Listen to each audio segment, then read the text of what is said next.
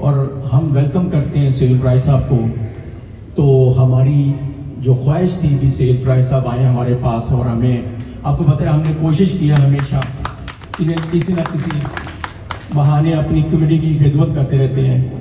ये वो लोग हैं इनको मिलना बहुत मुश्किल काम होता है।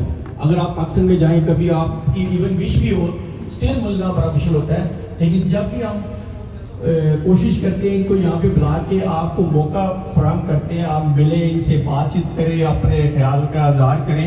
उनका एक ही मकसद होता है ताकि हमारे बहुत सारे लोगों के दिलों में काफ़ी सवालात होते हैं, ताकि वो आप अपने सवाल क्लियर करें।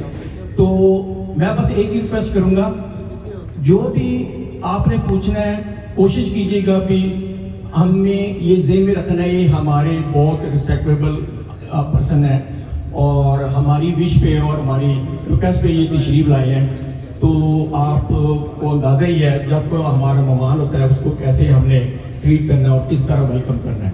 तो पहले तो सैयद फराज साहब के लिए बहुत सारी तालियां।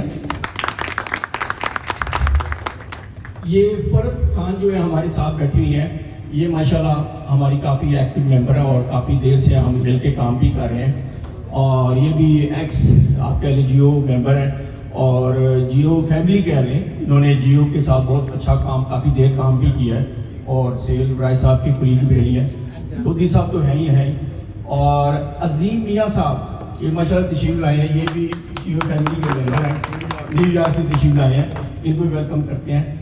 तो मैं पहले रिक्वेस्ट करूँगा फरद खान जी को प्लीज़ अपने ख्याल का इज़हार करें, फिर काम लगे चलते हैं। जी अस्सलाम वालेकुम एवरीवन। आप सब लोगों का अगेन शुक्रिया। शाह साहब ने ऑलरेडी आपको शुक्रिया कह दिया है, लेकिन इतने शॉर्ट नोटिस पे सब लोगों का आना बहुत बहुत शुक्रिया आपका। और सुहेल वड़ाइच साहब किसी तारुफ के मुताज नहीं है, आप सब लोग जानते हैं। एक दिन जियो जो शो इनका चल रहा है, तो मैं थोड़ा सा बताती चलूँ। जब एक दिन जियो शुरू हुआ था तो वड़ाइच साहब के खिलाफ काफ़ी लोगों ने ऑफिस से भी और बाहर से भी लोगों ने जो ऑनर थे जियो के, उनको उन्होंने कहा कि ये तो शो चलेगा नहीं, उनको तो बोलना ठीक नहीं है, एक्सेंट ठीक नहीं है, समथिंग लाइक दैट। तो हुआ ये कि जो शकील साहब हैं, जब उनको मुखालफत में बहुत बातें हों तो उस चीज़ को समझते हैं ज़रूर कोई इम्पोर्टेंट बात है और ये शो तो चलेगा ही चलेगा। तो हुआ वही कि जब इन्होंने शो शुरू किया तो इनका एक जुदा गाना था और बड़ा हम्बल और बड़ा सॉफ्ट किस्म का अपना एक स्टाइल था। और फिर इनका एक जो बोलने का और क्वेश्चन जो एक धीमे धीमे से ड्रोन हमले करते हैं ये लोगों पे, और फिर आंसर भी वो लोग कर देते हैं।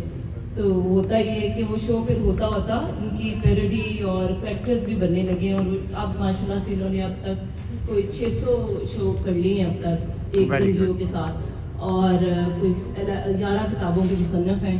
और इनका बेसिकली इनका जो हम शुरू में काम करते थे तो ये एडिटोरियल मैगजीन इनका शोबा था। तो एंकरिंग तो थे नहीं, ये लिखने वाले आदमी थे, बोलने वाले आदमी नहीं थे। और इनका मतलब इनकी जो कमांड थी वो कलम पे थी।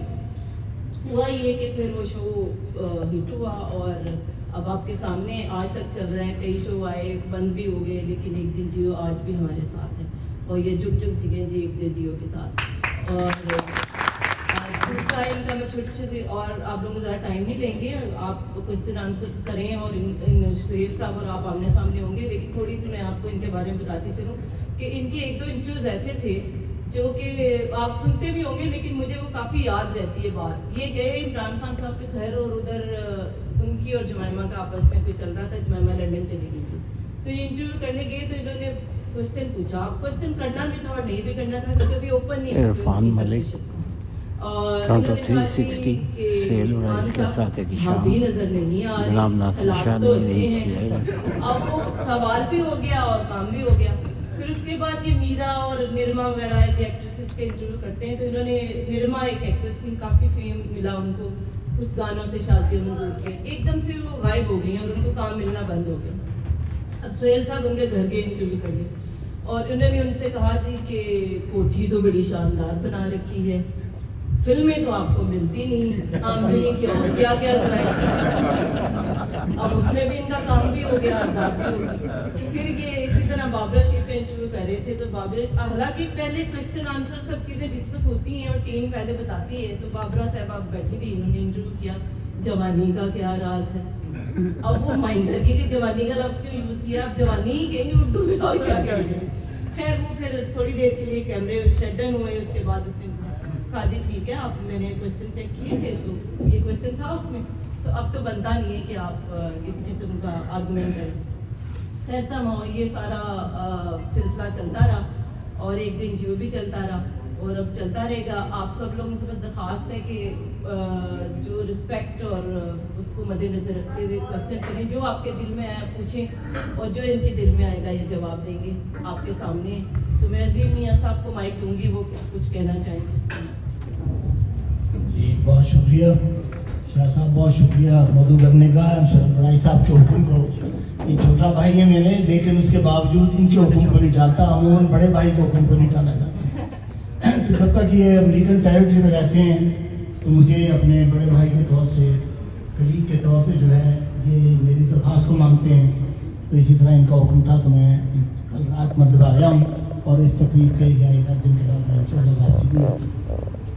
जहाँ तक सुरेश भाई साहब का ताल्लुक है, जो बात इन्होंने फ़र्क में बयान की है उसको मैं इस तरह से कहता हूँ कि देखिए कि ये शो और शो को तो छोड़िए, इसकी सुहेल बुराइश की अपनी जो शख्सियत है उसका ये पहलू आप देखें कि ये एक एंकर होते हुए इनके गुफ्तगू के अंदाज को, सवालात को और इन सब चीज़ों को अवाम ने अपनाया है। और जैसे वो खुला तजाद और इस किस्म के जो जुमले हैं वो इतने उर्फ़ आम हैं कि यानी गाड़ी वाला या एक मजदूर से लेकर हुक्मरान जो मुल्क का है वो सब उससे वाकिफ़ भी हैं, उसको अपनाए हुए भी हैं। इनका चलना, इनका बैठना, इनके जियो के यानी जितने सेगमेंट और जितने मराइल आते हैं उन सब मराइल को लोगों ने पहले से अजबर याद कर रखा है कि अब खाना होगा, फिर उसके बाद सवाल होंगे। और जहाँ तक सवालात का ताल्लुक है, सहाफ़ी वही है कि जो कोनी मार के अपने जिसको इंटरव्यू कर रहा है उसको कोनी मार के उसका डकार निकाले, उसके सवाल का जो है अपने सवाल का जवाब दे, चाहे वो मासूमाना तरीके से हो, चाहे वो निर्मा की जवानी हो या किसी का कोई वाक़या हो, जहाँ से आपको आपके सब्जेक्ट का जो अच्छा सवाल जवाब मिलता है